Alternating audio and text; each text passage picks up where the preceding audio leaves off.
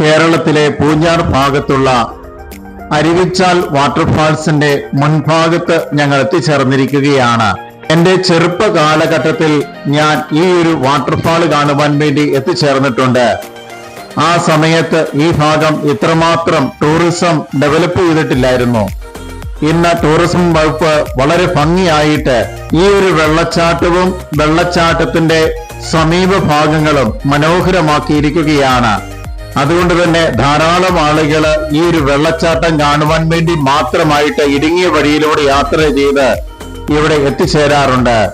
കാരണം ടൗണിൽ നിന്ന് ഏകദേശം 3-5 കിലോമീറ്ററോളം ഇടുങ്ങിയ വഴിയിലൂടെ യാത്ര ചെയ്തെങ്കിൽ മാത്രമാണ് ഈ മലമുകളിൽ നിന്ന് താഴേക്ക് പതിക്കുന്ന ഈ ഒരു വെള്ളച്ചാട്ടം നമുക്ക് കാണുവാൻ സാധിക്കുകയുള്ളൂ.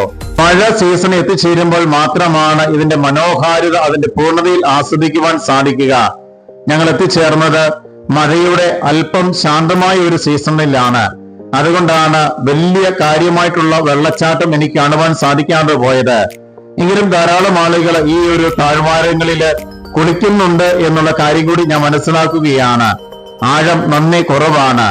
എങ്കിലും വെള്ളച്ചാട്ടം എപ്പോഴാണ് വെള്ളത്തിന്റെ ദൈർഘ്യം കൂടുന്നത് എന്നുള്ള കാര്യം ഒന്നും നമുക്ക് അറിഞ്ഞുകൂടാ. അതുകൊണ്ട് തന്നെ എപ്പോൾ വേണമെങ്കിലും അപകടം കടന്നു വരുവാൻ സാധ്യതയുണ്ട് എന്നുള്ള രീതിയിലുള്ള മുന്നറിയിപ്പ് ടൂറിസം വകുപ്പ് ഇതിന്റെ മുൻഭാഗത്ത് തന്നെ രേഖപ്പെടുത്തി വെച്ചിട്ടുണ്ട്. ഏതായാലും ഇപ്പോൾ യാതൊരു അപകട അവസ്ഥകളോ കാര്യങ്ങളോ ഇല്ലാത്ത ഒരു സ്ഥിതിവിശേഷമാണ് എനിക്ക് കാണുവാൻ സാധിച്ചിരിക്കുന്നത്. ഒരു സായാഹ്നത്തിലാണ് ഞാൻ എത്തിച്ചേർന്നത്.